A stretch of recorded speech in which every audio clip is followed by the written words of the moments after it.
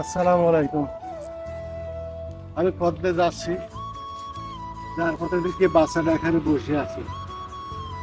খুব মায়া লাগলো দেখে, অসহায় দেখতে। হ্যাঁ, চুলাই। তুমি কিছু মিষ্টি খাবা? তোমার কাছে টাকা আছে? তাই আমি দেবো? দিবানে? খুশি হবানে? আচ্ছা।